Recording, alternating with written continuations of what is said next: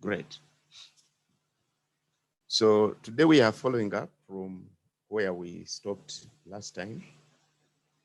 Last time we talked about concise writing, how to write in a way that people do understand. So that is what I would like us to continue with today, quickly. We shared briefly about the contribution of sectors, but today we'll complete the contribution and probably follow up on the factors favoring an economic activity. I have been sharing with Mr. Namdala. There was a suggestion that when that is done, we simply move on with the curriculum. We look at topics that you have not yet studied in school. Instead of revising, we look at the topics that are coming ahead. I wonder whether that is what most of you would love to do, because if that is what you would want to do, we will certainly move forward and do it. So I'll get feedback from you about whether we can proceed and look at a completely new topic.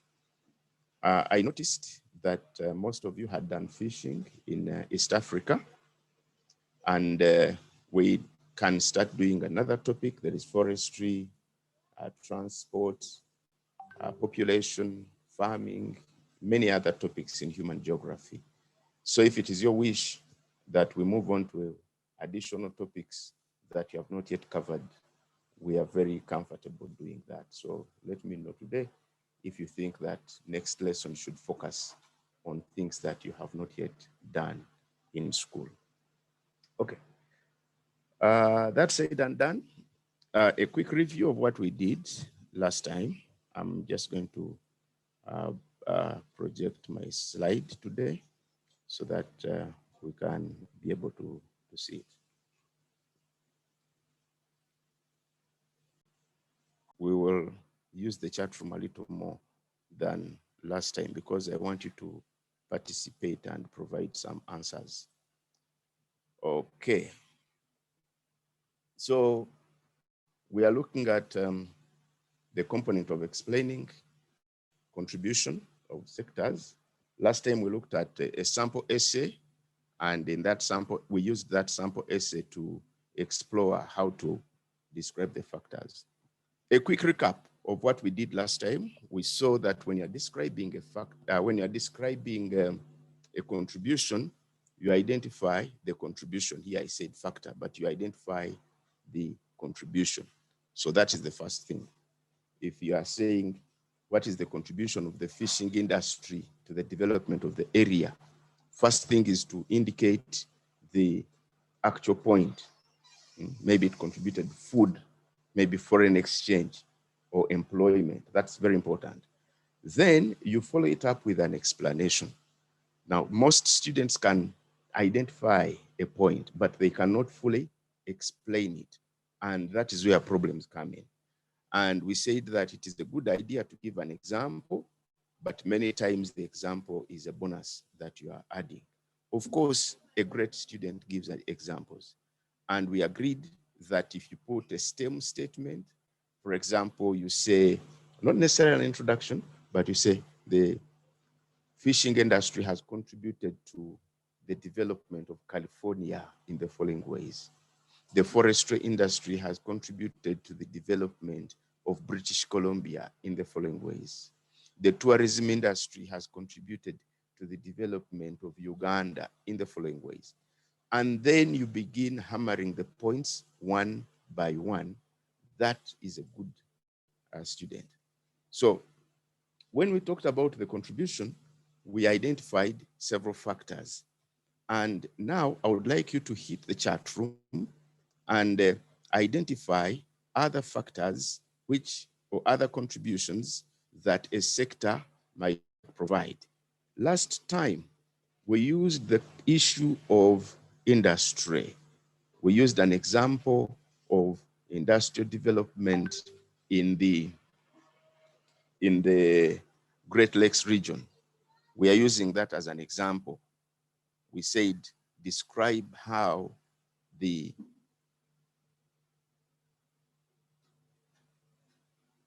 the industries have contributed to the development of the Great Lakes region.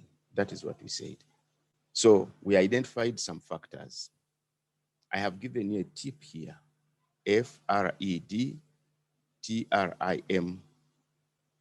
So what are those factors? Let's hit the chat room for a minute and then identify the contribution of the manufacturing industries to the development of Great Lakes region. So hit the chat room. I'm stopping the sharing for now so that I can now concentrate on reading your chats. You have a few minutes, you have 3 minutes, and then we'll get back. Thank you.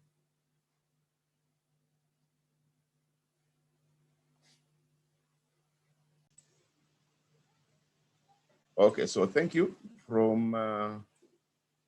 thank you for your contributions from the chat room. I have seen that you have identified the following factors, identified by the following people.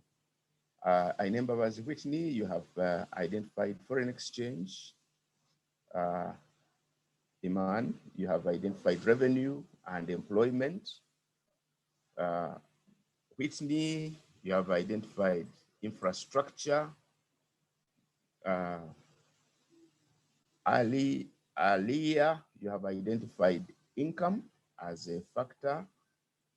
And so we have the factors identified: employment, income, foreign exchange, pretty much what we had in mind. So thank you.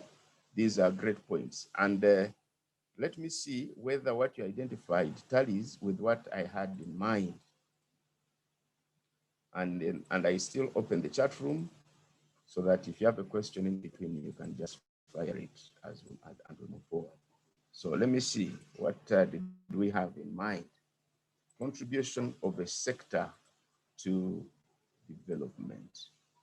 So if foreign exchange you identified, I think you missed food. Now, if a sector might produce food, for example, if it is agriculture sector, we say contribution of the agriculture sector to the development of an area. One of the factors could be food, that it provides food. And then we say, what is the role of food?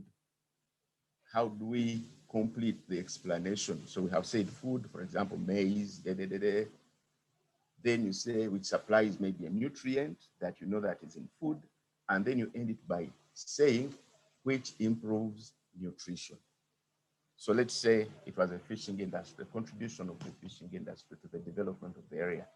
You could say it provides fish, which is food for people, that supplies proteins, thereby improving nutrition of the people. So that's how we do that point. Then we go to revenue. Revenue, I think we saw last time how government revenue is accumulated through an economic activity. So we shall not go back to it today. Then employment, we looked at that last time. Diversification, we explained it. Then taxes is a lot like government revenue, so we might want to skip it. Then we have R for relations. So international relations or relations. And why is that important? It can promote trade. It also promotes peace and development of sectors. Then we do have international trade. Oh, this should have been trade, not international trend. International trade. And what is the role of international trade? In providing commodities that are not needed, leading to development. Then transport, and then market. If you have a question at this time, I'm looking at the chat room, I'm monitoring the chat room to see if any one of you has a question at this time. If you don't have, I'll move on to the next item on describing factors. So I'm pausing for a minute to see if you have a question that you really want to share at this time. Any question or comment before? Good question. How are taxes different from revenue? We said, like I pointed out they are more or less the same thing. Taxes are just one way through which government gets revenue. So that seems like a repetition, but I clarified that earlier on. So we can leave it out. I'm seeing comments in the chat room. Let me see. Wait, so transport and infrastructure are quite the same. Infrastructure is wider than transport. Transport is only means of moving commodities, but infrastructure is a lot wider than that. Infrastructure could be banking infrastructure, could be financial infrastructure, but could also be transport infrastructure. So the easier one to do is transport infrastructure. So that one is easier to relate to as a product of industries or a product of an activity. Okay. I see. I thought transport is somehow similar to urbanization. Urbanization, Whitney, urbanization and transport are related, but they are different. How are they related? The meeting points of transport routes usually develop into urban centers. The urban centers may be towns, maybe trading centers, maybe cities, maybe conurbations. So they are related. Transport routes contribute to urbanization, but these are different things. Transport is movement of goods and services. Urbanization is increasing in the number of people living in towns or trading centers. That is urbanization. It is true an urban center will normally have better transport facilities, but we also have other facilities that make it an urban center. Educational facilities, manufacturing, etc., settlement, and other social services. So they are different. So urbanization and transport are different things entirely. Okay. Then another one, isn't it true that we can actually have urban centers without transport? It is unheard of. I have never heard of an urban center that has no transport routes. So that one, I think it is not possible. Another one, isn't relations similar to international trade? Relations is peace, but they are closely related. So international relations is peace. Trade is exchange of goods and services. You could have good relations with the country, but you don't trade.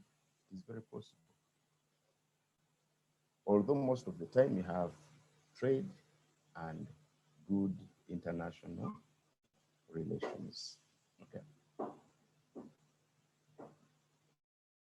I'm monitoring the chat room. Okay. So let me move on to the next item on our agenda today. And the next item on our agenda is a discussion of how to describe factors.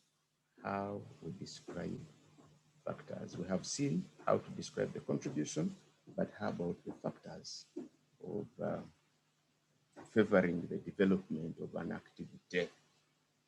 So when we identify factors favoring an activity, again, we follow a particular rubric. How?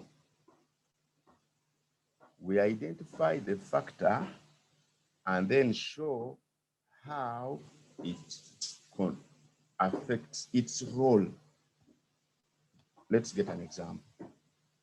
Describe the factors that led to the growth of industries in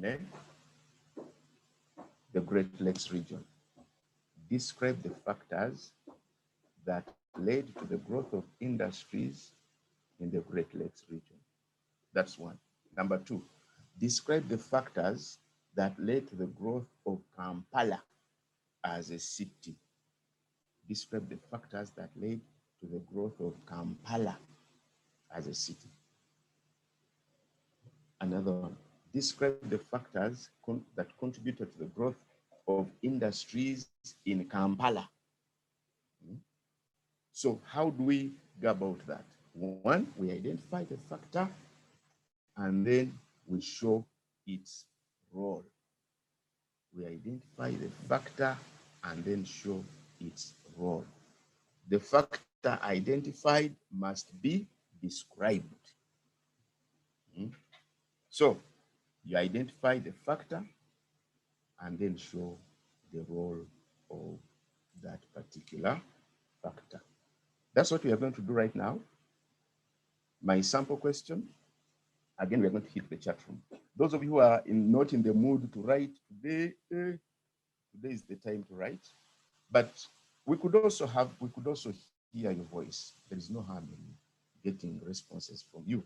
So let me post the question to you now, and then we see what your responses are.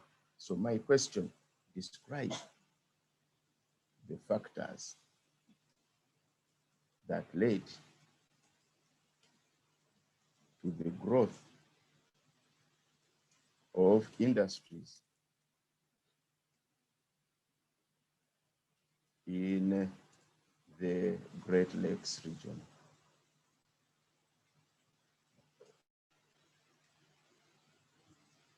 I'm not looking for specific examples at this time.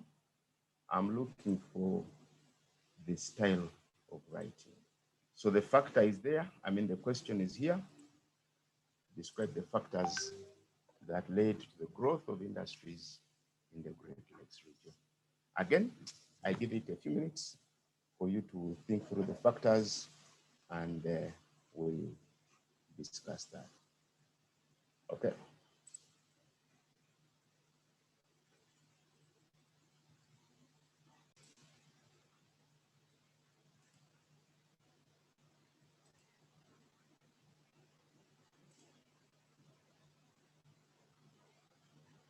Factors which have been identified for discussion.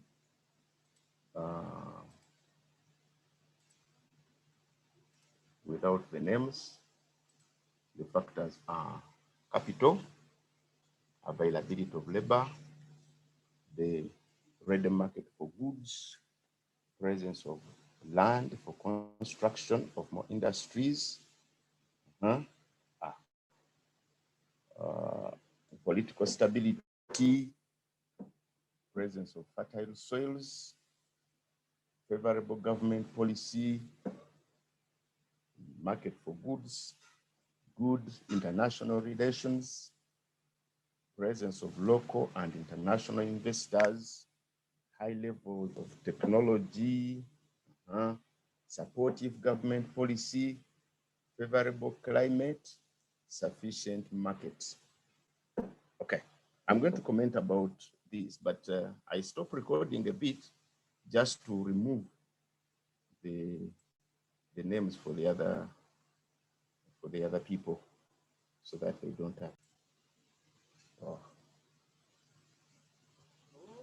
People, when you see that I've started teaching and I'm not recording, kindly remind me so that we include that in the video clearly.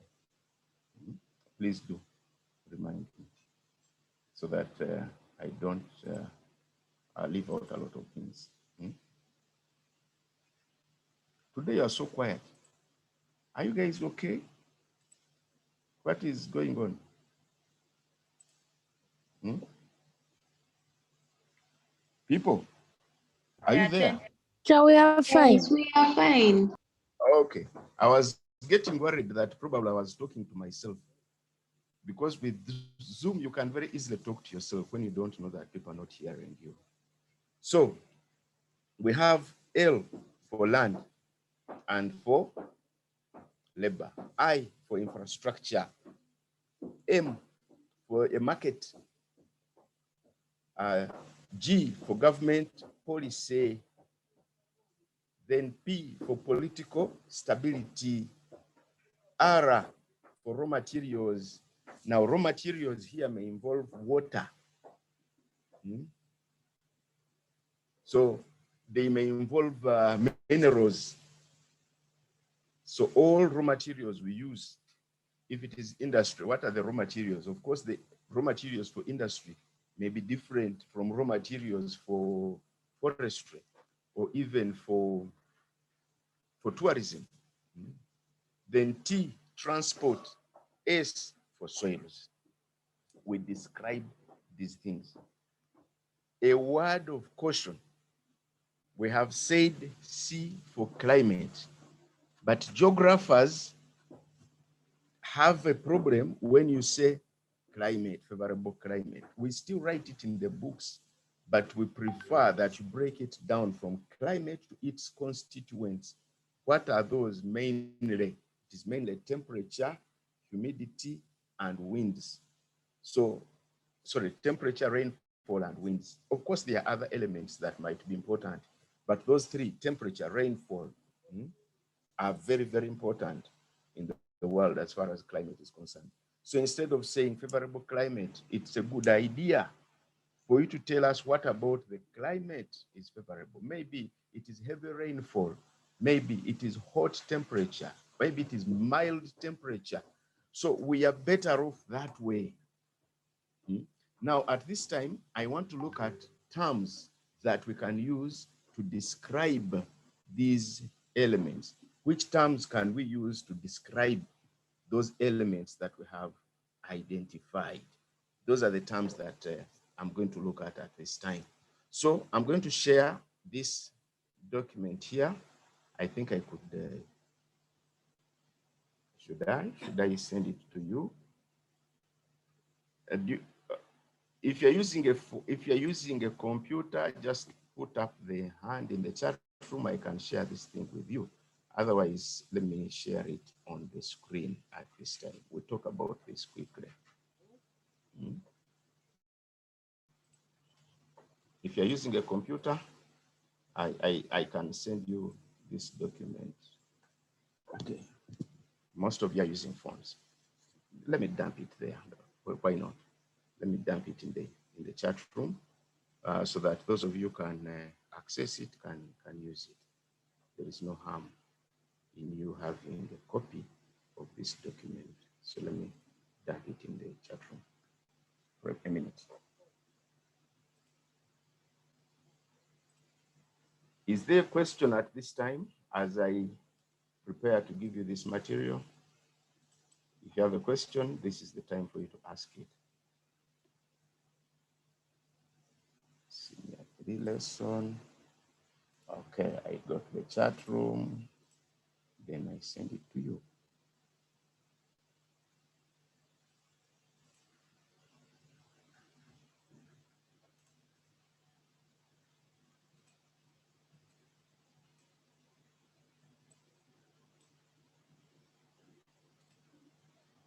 Okay, so I've sent it to you. I'll also put it in the e-learning platforms so that you can access the document. I want to share this document that shows us how to describe the different factors. Okay.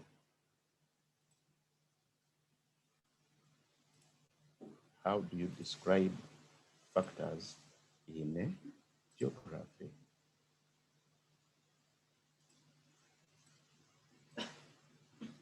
What's up? Okay, describing factors in geography. This is the document. So which terms do we use to describe the different factors that we have identified? Okay. Is that visible to you guys? Or do I need to make it large? Visible. Okay. So for labor, you said many of you identified labor as a factor. Now, there are terms we use to describe labor. Labor could be described as skilled. So you say presence of skilled labor or semi-skilled labor or unskilled labor. Sometimes people say plenty of labor to show how much labor there was or there is. large supply of labor. Now, sometimes you say large supply of skilled labor. So abundant supply of cheap labor. So labor could be cheap. We could also say shortage of labor. So shortage of labor might actually facilitate a particular thing. For example, shortage of labor for agriculture might lead to mechanization of agriculture. So shortage of labor is not necessarily a very bad thing all the time. So we could say inadequate supply of. That is when we are describing factors. So we can describe labor like that. How about soil? We can describe soil as being fertile. So we can say presence of fertile soil, or infertile, or shallow, or deep, or well-drained. You have heard us describe these things before. Then we could also describe other elements. For example, transport. How do we describe transport? In the Great Lakes region, one factor that favored the development of industry is transport. So how do we describe it? It could be described as efficient transport. Don't describe it as good transport. We don't know what good transport looks like. It could be reliable transport, reliable means of transport, flexible means of transport, fast means of transport, accessible transport. So that's how we describe it. And then we go ahead to show how important it was. Let us say, reliable means of transport. For what? For transporting goods to the market, for transporting raw materials to the industries. You get me? So you show. Let's talk about raw materials. If we are describing raw materials, how do we describe them? It is abundant supply of raw materials. Abundant, meaning a lot, to abundant supply. It could be a wide variety of raw materials. Most students are able to identify the factor and show its role. Many students are unable to describe fully. But for you in Nabisunsa, you know how to speak English. So unless you forget, you are most likely in position to describe these things very well. Presence of cheap labor. Let's go to energy, power sources and energy. So how do we describe? Am I recording or not recording?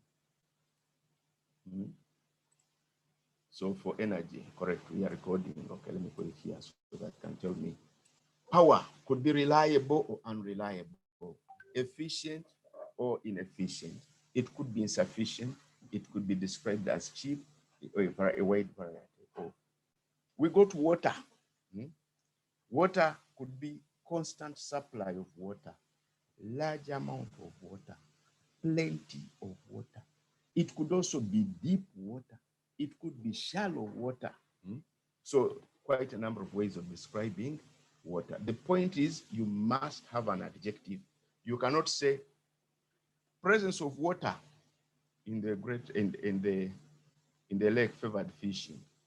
I mean, how? Because can we say that 1 mug of water favors fishing? Presence of water led to industrial development of the Great Lakes region.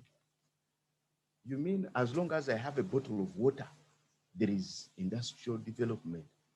So we must say it is probably large volume of water, or constant supply of water, or abundant supply of water. There must be something unique about that factor that makes it important, that makes it contribute. Okay, let's see. Market, a large market. There is always a market. It could be a little market for something, but does it promote industrial development? It's a presence of market has led to industrial development of growth of industries in the Great Lakes region. You mean even if there's market for only one bottle, that can be the development of a whole bottling industry. So it must be a large market, a ready market, abundant market, a reliable market, a wide market. So we use those terms to describe it. And then we go to capital. Some people say, oh, availability of capital. Say, okay, so there is capital. Hey, now I have 100 shillings here. So you can set up an industry with 100 shillings? No. There has to be something unique about the capital. It is adequate capital. It's a strong capital base, reliable source of capital, sufficient capital. So you need to be that specific. You cannot score a marks when you are writing in a mediocre way. You might be very intelligent, but you have to write in a very crisp manner. Government policy is normally described as positive or supportive. And then we say it encourages the development of a particular sector. There are many: technology, income, employment, etc., etc. I am going to pause at this time and give you a quick assignment so that those who are beginning to doze can stop dozing. When you talk for a long time, people doze and you don't realize it until you've given them an assignment. So, friends, we are going to practice what we have seen, what I have mentioned quickly. I'm going to give you a quick assignment. It is going to be slightly different.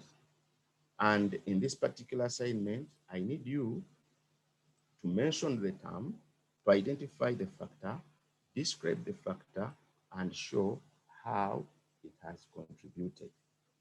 Okay. I'm going to use this photograph, this picture. I hope you can all see it. I'm going to give you the questions. Here are the questions. The question number 1, describe the factors which have favored the type of transport identified in the picture above. That is what we are looking at. Describe the factors which have favored the type of transport identified above. Now, my friends, identify the factor, describe it, and then show how the factor has contributed. We have 5 minutes for you to study the photograph. I'm going to turn off my video to give you time. If you have a question before I turn off the video, please ask at this time. So that is the question. I am pausing to see if you have a question as well.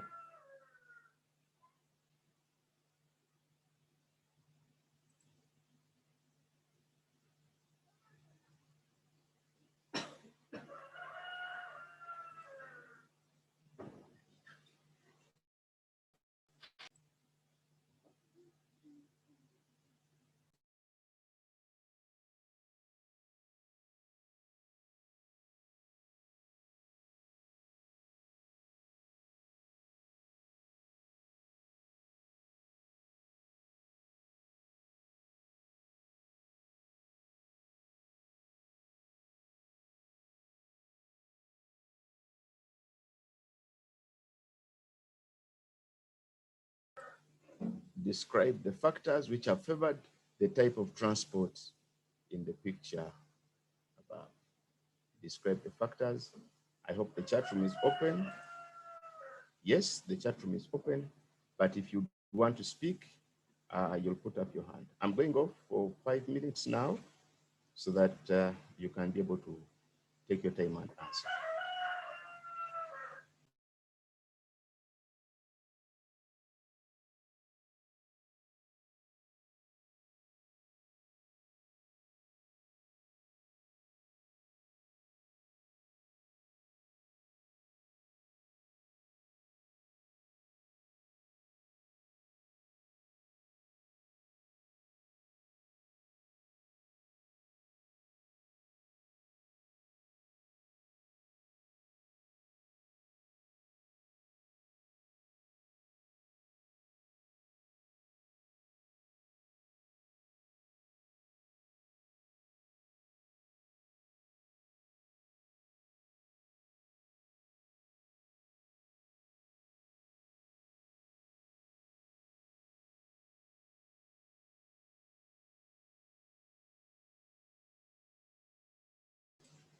I see here on my computer, it says that the file has not been delivered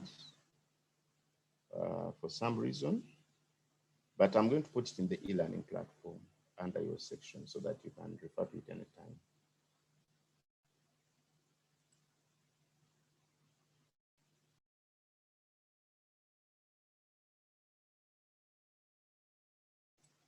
I'm now going to read through the points that you have raised. Thank you very much for hammering such beautiful points. I see that most of us have identified the factors, and I'm just going to read through. Okay. Present numerous water bodies. Okay. Maybe we go factor by factor. Maybe we can go factor by factor. It could help you to learn how to do this thing. But your points are very good points. I like it. To be honest with you, I'm very, very, very impressed. The way you are identifying the factors is something impressive. So let's look at them. I'm seeing presence of numerous navigable water bodies. Navigable water bodies. Yeah. Navigable water bodies.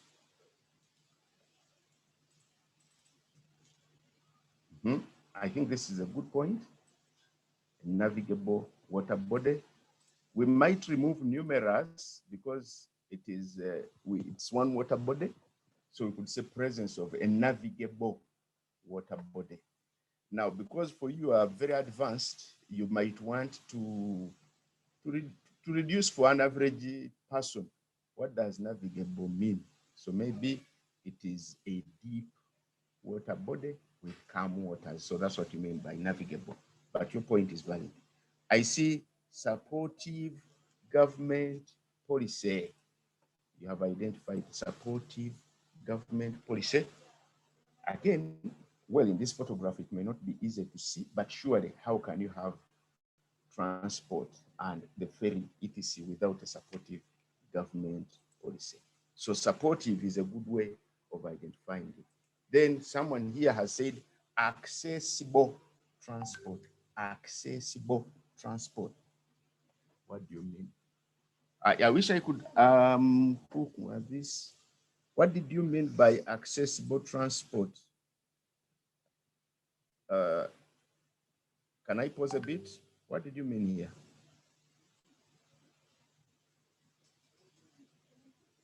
Accessible transport?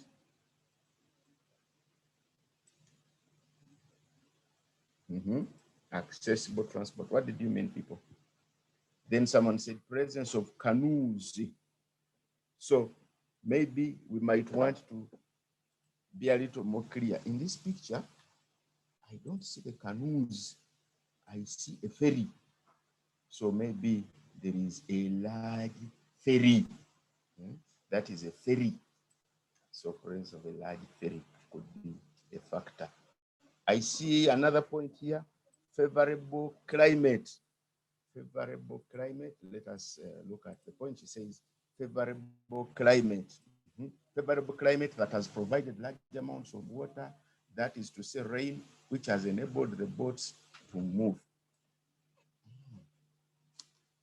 So favorable climate, providing large amounts of water. So water, we have given large volume of water. It appears like it's a point. It is long, but it becomes a point. So if you say favorable climate or heavy rainfall in the area. So when you say that is to say rain, supposing you say heavy rainfall that contributes large amounts of water instead of favorable climate. Then you say the accessible transport, we have given that. Presence of skilled labor to man the ferry. Presence of skilled labor. Yes, I agree with you. I like it. You have said skilled labor. Now, in other cases, you might even indicate which kind of skilled labor, who mans the ferry, a captain. So engineers who repair it. Okay, I see another point here, availability of adequate capital. That is patience. So patience, you said adequate capital. That's a good description, availability of adequate capital. I think this is the best point for today, because you're saying availability of adequate capital for purchasing the ferry that is used for transporting goods to the market. I like that point. I like it. It's very well stated. So thank you, Patience. You have made my day. You did such a beautiful thing. This point I like. I can't hide it. It's a point I like. Thank you. You've given it and given it very, very well. You gave it very, very well. So what did I have in mind? Because even me, I had written some points. What are those points I had written? I downloaded this slide from a friend of mine. Let's see what his thoughts were. What did he give? And then we see, did we meet his expectation? Okay, existence of a large water body enabling the use of a ferry. Okay, I think now you can see a large water body enabling the use of the ferry. Here, the point has been identified, the water body. It is described as large, and then what it does, enables the use of a ferry or a large ferry. Existence of deep waters, enabling the ferry to move. Ferries don't move on shallow water, they move on deep water. Existence of stable calm waters, allowing easy movement of the ferry. Calm waters. Presence of a large number of goods and people to be transported. Again, large number of goods. And then what is that for? To be transported. Another one, presence of sufficient capital. Again, we are describing sufficient capital, and what is it used for? To buy the ferry. A positive government policy that supports development of water transport. So those are points that were identified. Ladies and gentlemen, that is how we describe factors and how we use them in handling questions. I want to pause at this time and see if you have questions that we need to. Thank you. I'm now going to give you a short video clip, and in that clip, I would like you to identify and describe the factor. The clip is about the methods of fishing used in fishing. So look at it, and from it, identify and describe the factor and how it relates to fishing. So here we go.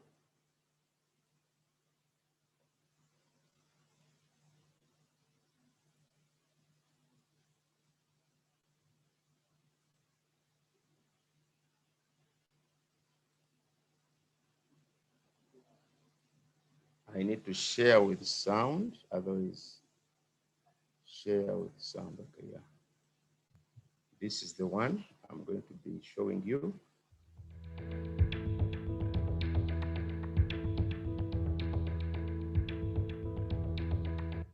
A bottom trawl is a type of fishing net that's pulled along the seafloor. Fishermen commonly use bottom trawls to catch shrimp and bottom-dwelling fish like halibut and sole. In addition to these target fish, however, the nets also catch a variety of ocean life that's usually thrown back dead or dying. Dragging heavy gear across the seabed can also damage sensitive seafloor habitat. Reducing the harmful effects of bottom trawling requires either modifying the fishing gear or limiting the areas where trawling is allowed to protect sensitive bottom-dwelling organisms and their habitat.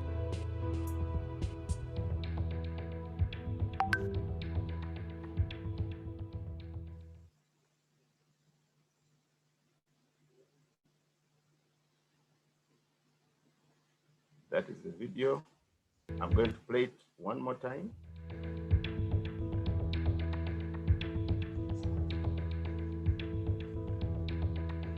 A bottom trawl is a type of fishing net that's pulled along the seafloor. Fishermen commonly use bottom trawls to catch shrimp and bottom-dwelling fish like halibut and sole. In addition to these target fish, however, the nets also catch a variety of ocean life that's usually thrown back, dead or dying. Dragging heavy gear across the seabed can also damage sensitive seafloor habitat. Reducing the harmful effects of bottom trawling requires either modifying the fishing gear or limiting the areas where trawling is allowed to protect sensitive bottom-dwelling organisms and their habitat.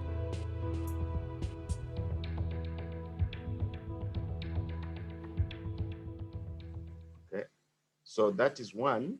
The second one, again, less than a minute, shows a different type of, a different fishing method.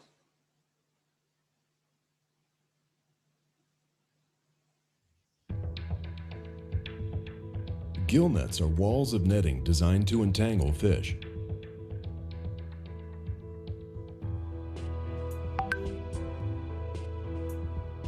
These nets can also accidentally catch ocean animals like sea turtles, marine mammals, and sharks.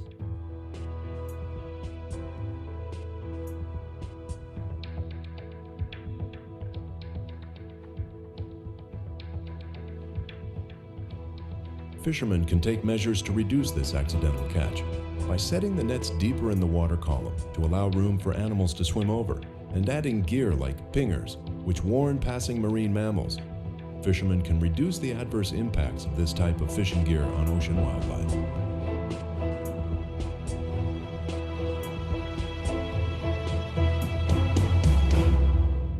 Okay, that one we watch only once and stop sharing at this time. Stop sharing. So, if you are talking about fishing, how would you describe those methods in one line that earns marks? Now that you know those methods of fishing, how would you describe them?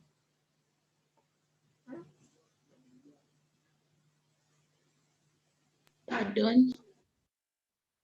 How would you describe those methods of fishing in terms of how we've seen? If we say factors favoring fishing, you've seen those methods of fishing. What would you say?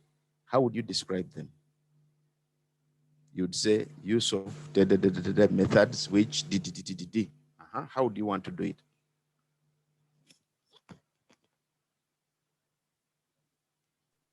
Modern fishing methods. Modern fishing methods. Modern, so that one is modern, another. So how would you, could you go the whole distance? The use of modern fishing methods, which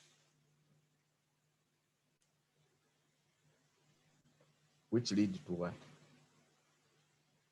High fish To catch. catching large sums of fish. Exactly. So large quantities of fish. Use of modern fishing methods such as trawling, etc., which catch large quantities of fish. Ladies and gentlemen, I'll be posting material in the learning platform. If you don't have access to it, let me know. I'll be posting the videos we have used. I'll be posting the notes in the learning platform.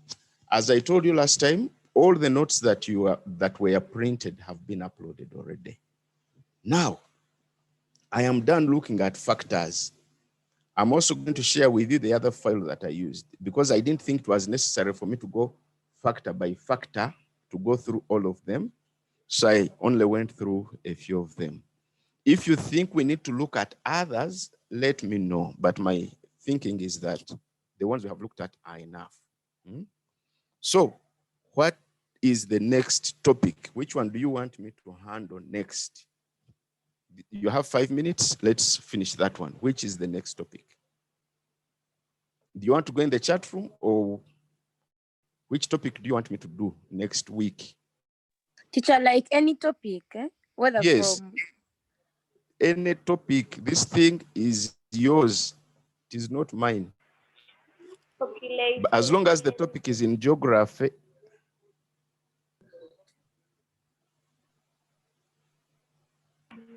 The population. Teacher, how to draw photographs. how a landscape, draw a landscape scale, draw photographs, population, okay? Another? Those two, oh, I've seen the chat room. It is open. Introduce field work. Oh, okay. And field work you can do at home. Did you know? I have created a whole section for field work, for self-study for field work. If I guided you through field work, you can actually do your field work at home during this time, submit your report, I mark it, and then you are ready for your level.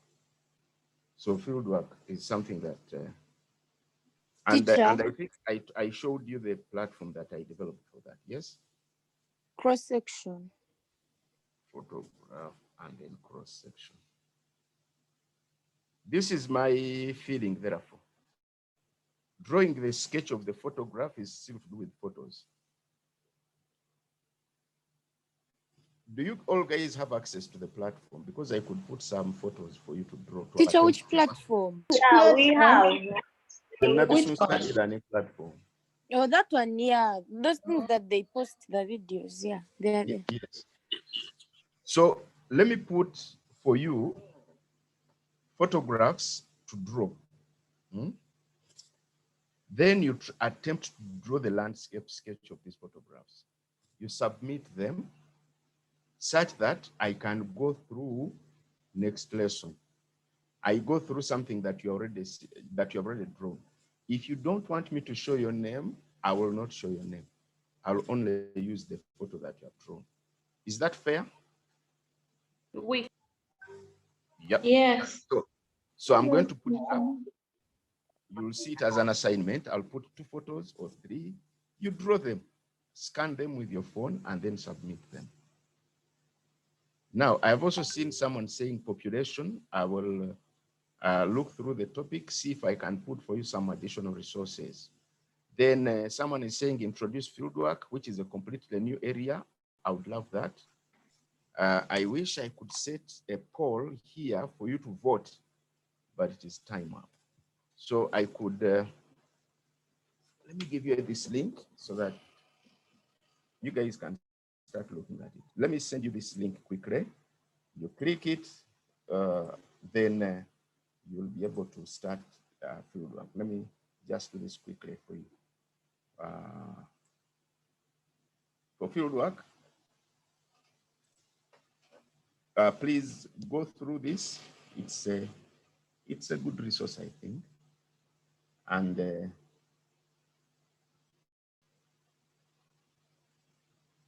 it is in senior 3. Yes, it is in your course. It's already there. I think even if I don't look for it, but why not? Because it is time, I get anxious when I eat into your time. I never want to eat into a Zoom lesson time. I have the Which platform? I haven't understood. in Navisun's platform, e-learning platform. I'm going to post the assignment there. I have already posted the link. Anyway, I'm going to post the link on WhatsApp for the link to fieldwork. Please read through it.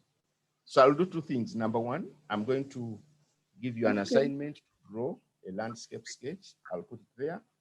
Number 2, I'll give you a link to fieldwork, which you can start going through. Please read through. Please go through, and then put questions if you have any, because then it will be a lot easier for us. I've seen a thing for cross-section, but probably we can start with something that is new.